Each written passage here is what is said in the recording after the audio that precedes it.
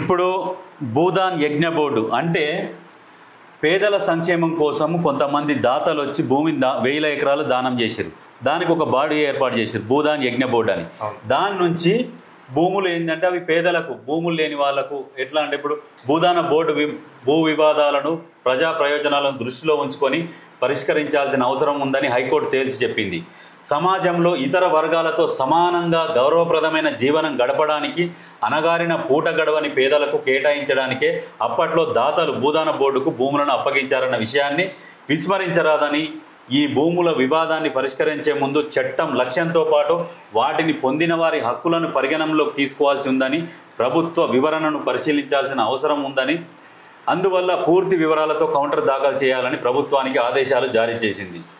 ఇప్పుడు ఏమైంది, రంగారెడ్డి జిల్లా మహేశ్వరం మండలం నాగారంలో సర్వే నెంబర్ 181లో 100 కోట్ల విలువైన 50 ఎకరాల భూమి భూదాన బోర్డుకు చెందిందిగా అని పేర్కొంటూ భూదాన యజ్ఞ బోర్డు అధీకృత అధికారి ఈ ఏడాది 28న జారీ చేసిన ఉత్తర్వులతో పాటు సర్వే నెంబర్లు 181, 182లో భూములు భూదాన బోర్డుకు చెందినవేనంటూ 2006 ఏప్రిల్లో కలెక్టర్ జారీ చేసిన ఉత్తర్వులు ఉన్నాయి. ఆ ఉత్తర్వులను ఎవరు, ఈఐపిఎల్ కన్స్ట్రక్షన్ హైకోర్టులో పిటిషన్ దాఖలు చేసింది. అంటే ఆ భూములు మేము కొన్నాము, లావాదేవీలు జరిగినాయి అని చెప్పేసి కౌంటర్ పిటిషన్ వేసింది. దీనిపై జస్టిస్ సివి భాస్కర్ రెడ్డి విచారణ చేపట్టారు. పిటిషనర్ తరపు న్యాయవాది వాదనలు వినిపిస్తూ గతంలో పలు లావాదేవీలను అనుమతించిన అధికారులు ఇప్పుడు ఆ భూములు భూదాన బోర్డువేనని వాటిని స్వాధీనం చేసుకొని ప్రభుత్వానికి అప్పగించాలనడం చట్టవిరుద్ధం అని చెప్పేసి అంటున్నాడు. ఏంటంటే గతంలో లావాదేవీలు జరిగినాయి, రిజిస్ట్రేషన్లు జరిగినాయి, ఇప్పుడు మళ్ళీ మా ఈ భూదాన్ బోర్డు భూములే మేము ప్రభుత్వానికి అప్పగించాలని చెప్పేసి ఎట్లా అంటారు అని చెప్పేసి ఆ పిటిషనర్ తరపు న్యాయవాది అంటున్నాడు. గతంలో భూములు యజమానులు పేదల సంక్షేమం కోసం గ్రామ సభలకు అప్పగించారు. అయితే గ్రామ సభలకు ఎందుకు అప్పగించారు, అప్పుడు అర్హులు ఎవరు అనేది గుర్తించి వ్యవసాయం చేసుకోవడానికే ఈ భూమిని కేటాయించాల్సి ఉంది. ఈ భూమిని పొందిన వారు అన్యాక్రాంతం చేయడానికి వీల్లేదు, అన్యాక్రాంతం అమ్ముకోవడానికి వీల్లేదు, వారసత్వం కింద కొనసాగించవచ్చు. ప్రస్తుతం అక్కడ భూదాన చట్టం నిబంధనలు ఉల్లంఘన జరిగినందున భూమిని కస్టడీకి తీసుకోవాలని అధికారులు అంటున్నారు. అంటే ఇప్పుడు భూమి ఇచ్చినారు, భూమి ఇస్తారు, భూమి ఇచ్చింది ఏంది, నువ్వు వ్యవసాయం చేసుకొని సాగు చేసుకొని నువ్వు బతకడం కోసం భూమి ఇస్తారు. భూదాన్ యజ్ఞ బోర్డు అవి వాళ్ళ రూల్స్ అట్లున్నాయి అన్నట్టు, అది అమ్ముకోవడానికి వీలు, వారసత్వంగా మీ పిల్లలకు చేసుకోవచ్చు రిజిస్ట్రేషన్ అంతవరకే, కానీ వేరే వాళ్ళకు అమ్మడానికి లేదు.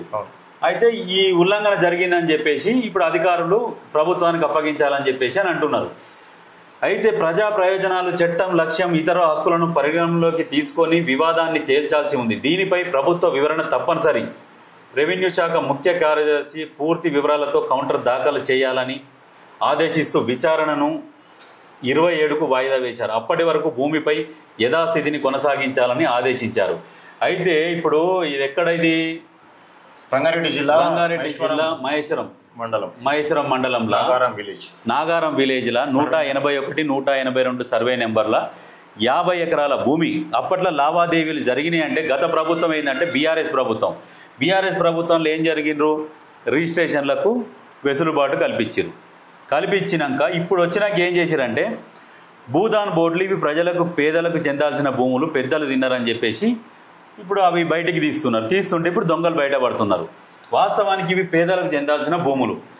అయితే ఇంకొక విషయం ఏంటంటే గతంలో పనిచేసిన మంత్రులు కూడా 100 ఎకరాలు భూదాన్ బోర్డులు కబ్జాలు చేసుకొని రిజిస్ట్రేషన్ చేసుకొని కూర్చున్నారు, రిజిస్ట్రేషన్లు కూడా చేసుకున్నారు. వాళ్ళు దేనికోసం అంటే అప్పుడు వెసులుబాటు కల్పించుకున్నారు, రిజిస్ట్రేషన్లకు చేసుకోవచ్చు అని. ఇప్పుడు ఏం చేశారు, ఇవి ఈ నెంబర్లను ఏం చేశారు, బ్లాక్ లిస్ట్లో పెట్టారు. ఏది 181, 182 ఈ 2 సర్వే నెంబర్లను ఏం చేశారంటే బ్లాక్ లిస్ట్లో పెడితే రిజిస్ట్రేషన్కి పోయినప్పుడు ఏం చేస్తే అంటే రిజిస్ట్రేషన్ కావు, ప్రొవిజన్లో ఉంటుంది. అయితే గతంలో ఎన్ని ఎకరాలు కబ్జా గురైంది భూదాన్ యజ్ఞ బోర్డు, ఫస్ట్ సవరించాల్సింది టోటల్ ఎన్ని ఎకరాలు ఉంది కూడా డాటా తీయాలి. టోటల్ భూదాన్ యజ్ఞ బోర్డు ఎన్ని ఎకరాలు ఉన్నది, ఎవరెవరు ఎంత కబ్జా చేసుకున్నారు, ఎక్కడెక్కడ ల్యాండ్ ఉన్నది, ఆ ల్యాండ్ పొజిషన్లో ఎవరెవరు ఉన్నారు. మంత్రులు కూడా కబ్జా చేసుకున్నారు. ఒక మంత్రి 200 ఎకరాలు కబ్జా చేసుకున్నారు. ఇవన్నీ బయటికి తీయాలి. ఇప్పుడు ఎందుకంటే ఇవి బయటికి తీస్తే అసలు నిజాలు బయటకు వస్తాయి. పేదలకు చెందాల్సిన భూములు గద్దల్లా దన్నుకుపోయి వాళ్ళు రిజిస్ట్రేషన్లు చేసుకున్నారు 100 ఎకరాలు. అప్పుడు దాతలు ఏంటంటే పేదల కోసం అని చెప్పేసి వాళ్ళు భూదానం చేస్తే ఆల్రెడీ భూస్వాములైన ఈ మంత్రులు, మాజీ మంత్రి దొంగ రిజిస్ట్రేషన్లు చేసుకున్నారు భూదాన్ బోర్డులు. రిజిస్ట్రేషన్లు చేసుకొని మళ్ళీ వీళ్ళ కార్యకర్తలు ఉంటారు కదా, వాళ్ళకు కూడా ఎకరం 2 ఎకరాలు 100 గజాలు 1000 గజాలు హైదరాబాద్ సిటీ సరౌండింగ్లో కొన్ని 100 ఎకరాలు భూదాన్ యజ్ఞ బోర్డు భూములు ఉన్నాయి. అవి బయటికి తీయాలి. తీస్తే ఇప్పుడు ఎక్కడైతే ఇప్పుడు మూసీ పరివాహక ప్రాంతాలలో కొంతమంది ఇల్లు గులగొడుతున్నారు, వాళ్ళకు అందులో నుంచి ఇవ్వండి, అట్లా చేయండి, న్యాయం జరుగుతుంది వాళ్ళకైనా. కానీ ఈ పేదోళ్ళను కొట్టి పెద్దోళ్ళ కడుపు నింపడం కంటే వాళ్ళు ఎక్కడెక్కడైతే కబ్జా చేసుకురో వాళ్ళ మీద కేసులు చేసి ఆ భూములు లాక్కోవాలి, ప్రభుత్వం తీసుకొని పేదలకు పంచాలి. సజాన్, ఇప్పుడు భూదాన్ యజ్ఞ బోర్డు ఉద్దేశం ఏంటంటే బడు బలహీన వర్గాలకు భూమి లేని వారికి 1 ఎకరము 2 ఎకరాలు దాదాపుగా ఎకరంన్నరలో కేటాయించారు.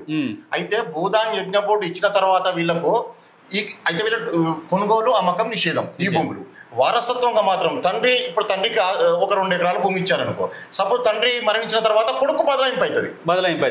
అమ్మడం కొనడం మాత్రం నిషేధం. ఎవరు రాజకీయ నాయకులు, బడ రాజకీయ నాయకులు కొనుగోలు చేస్తారు. ఎప్పుడు సపోజ్ అక్కడ ఒక 50 లక్షలకు ఎకరం ఉందనుకో, వీళ్ళు ఏం చేస్తారు, ఎప్పుడైనా 10 లక్షలకు ఎకరం కొంటారు. కొన్న తర్వాత వీళ్ళందరి భూములు లాక్కొని బడా కంపెనీకి మళ్ళీ వీళ్ళు ఏం చేస్తారు, రాజకీయ నాయకులు ట్రాన్స్ఫర్ చేసుకుంటారు. అప్పుడు వెసులుబాటు ఉంటుంది, అప్పుడు ప్రొహిబిషన్ ఉంటుంది. ఇక ఎప్పుడైతే వీళ్ళ చేతులు రాజకీయ నాయకుల చేతులకు ఈ భూములు వచ్చిన తర్వాత అప్పుడు ప్రొహిబిషన్ లిస్టుకి వెళ్ళి పోతాయి. కలెక్టర్లు కూడా ఇలాంటి ఉత్తర్వులు ఇయ్యరు. ఈ రాజకీయ నాయకుల నుంచి వేరే వాళ్ళకు రిజిస్ట్రేషన్ అయ్యేటప్పుడు ప్రొవిజన్ ఉండదు. ఇక మళ్ళీ వేరే వాళ్ళు ఎవరైతే కొనుక్కున్నారో వాళ్ళు అమ్మేటప్పుడు అప్పుడు ప్రొవిజన్ మళ్ళీ చేస్తారు, మళ్ళీ సతాయిస్తారు వాళ్ళ దగ్గర డబ్బులు పొందడానికి.